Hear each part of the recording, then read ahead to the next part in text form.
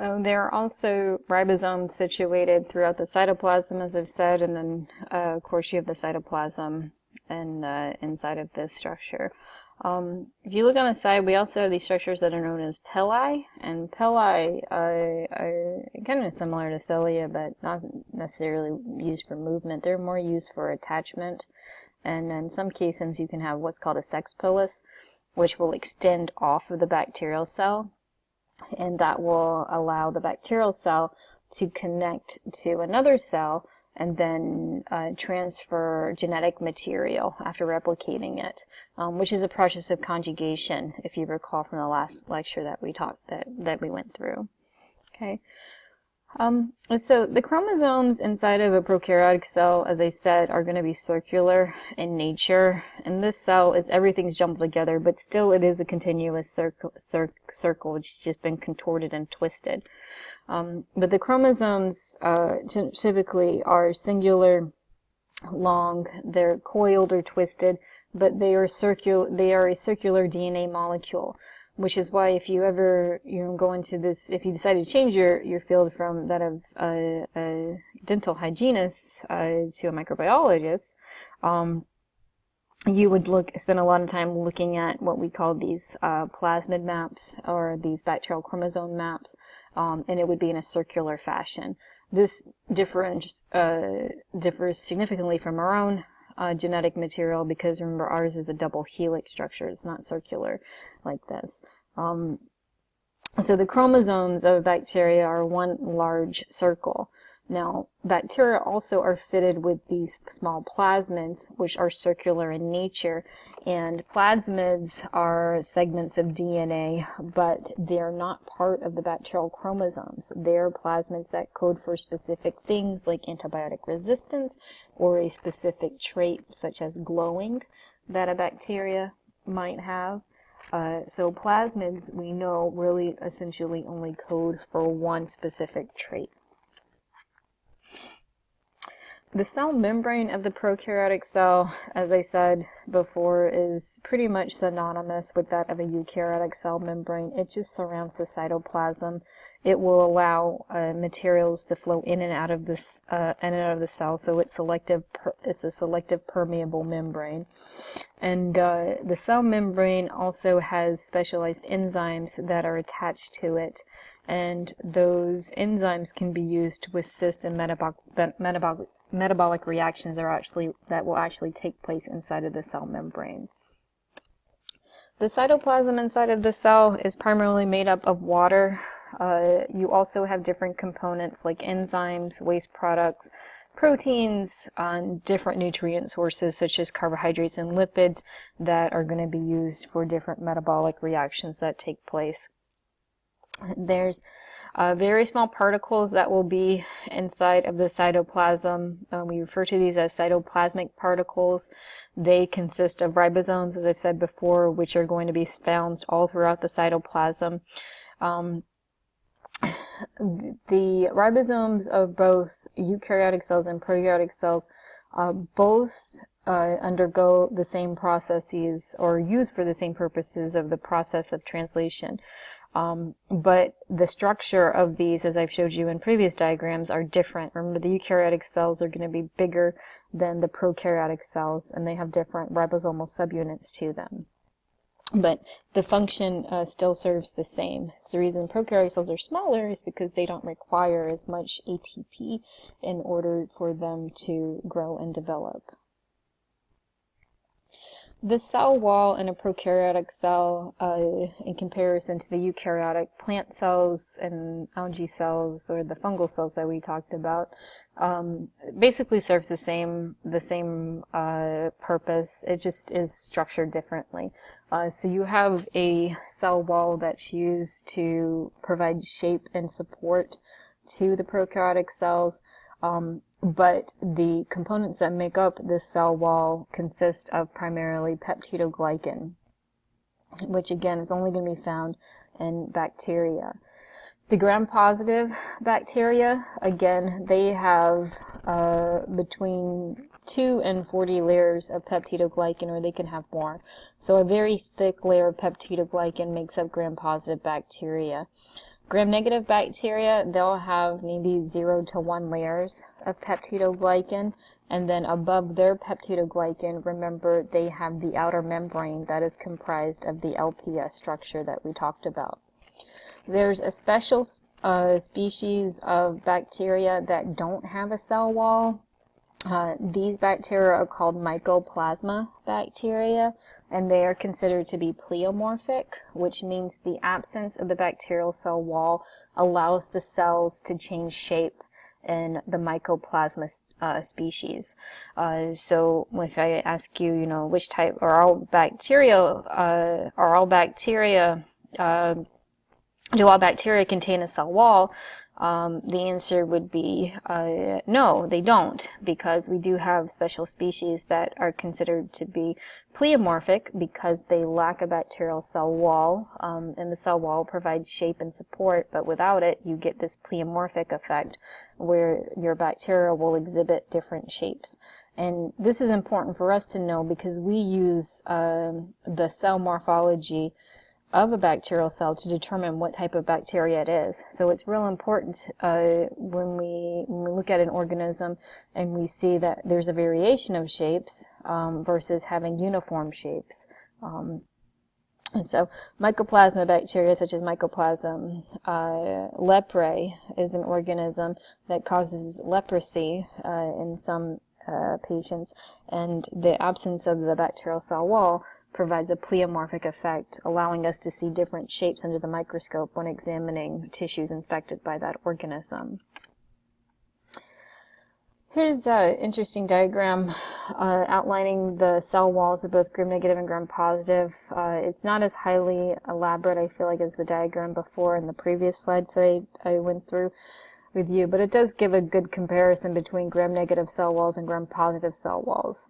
With the gram-negative cell walls, since I've already talked about this, let's focus on this first. You have the cell membrane, again, situated on top of the cytoplasm. These purple structures are just proteins that are situated in the different levels that make up the cell wall. Above the cell membrane, we have a very thin layer of peptidoglycan that exists, and then situated above that, you have the outer membrane that's comprised of the LPS, the lipid A, and then the O polysaccharide that I discussed already. So that makes up our gram-negative wall cell. The gram-positive cell wall consists also the same as cytoplasm, and then you have cell membrane that's situated on the cytoplasm. And then you have an entire thick layer of peptidoglycan. So these little hairs-like structures that you see here, all of that is peptidoglycan. You do have specific acids that make up the peptidoglycan called lipoteichoic acid and teichoic acids. Those are just chemical components that make up the peptidoglycan. But as I said before, the bulk of the peptidoglycan is basically glycan chains held together by peptide bonds. And those aren't clearly demonstrated in this figure here because the way it's drawn, they're just showing you these hair-like structures and outlining acids. So not really a good image, I feel like, to really show you what peptidoglycan, the molecular components of peptidoglycan are. But the primary thing I want you to take away is that the gram-negative cell wall has a thin layer of peptidoglycan. Gram-positive cell wall has a very thick layer of peptidoglycan. And then the gram-negative cell wall also has an outer membrane situated above the peptidoglycan, which the gram-positive cell wall does not. So let's try to look at some bacterial cell wall microscopic images. So if you look at the gram-positive bacteria, you can see this nice uniform structure that's allowing the gram-positive bacteria to have much more defined shape to it. With the gram-negative bacteria, you can see you kind of have this roughingness surrounded by here because of the absence of the thick layer of peptidoglycan to it. And so, in looking at these, you can really see, the structural support that's provided by the peptidoglycan. It's important to know whether or not bacterial cell walls have a lot of peptidoglycan or minimal peptidoglycan. And this is important for us in terms of diagnostic tools using to identify organisms that can cause disease in humans. and other animals. So gram-positive bacteria are typically stained purple, and they're stained purple because they have 40 or more layers of peptidoglycan. Gram-negative bacteria are typically stained red because they don't have that many layers of peptidoglycan. And so the staining reagents that are used are not able to hold on to peptidoglycan because there isn't any in the gram-negative cells. So when we look at cells under the microscope after employing staining techniques, this allows us to determine whether or not the bacteria have a thick or thin layer of peptidoglycan. And based on that knowledge, we're able to strategize how we're going to defeat or destroy a specific bacteria. A bacterial organism here that you see, this is gram-negative because it's stained red. If this was infecting a host, we would be able to treat it by targeting a structure that's internal to the cell. Such as a ribosome. So remember, as I said earlier, that we use antibiotics to target ribosomes. This, if we saw a gram-negative bacteria, we'd likely construct an antibiotic that would be used to destroy ribosome. We wouldn't do that with these gram-positive bacteria because we know they're gram-positive, and the best way to kill a gram-positive bacteria is to destroy the peptidoglycan layer. So we would use the peptidoglycan layer as a target when we design an antibiotic used to kill that specific bacteria.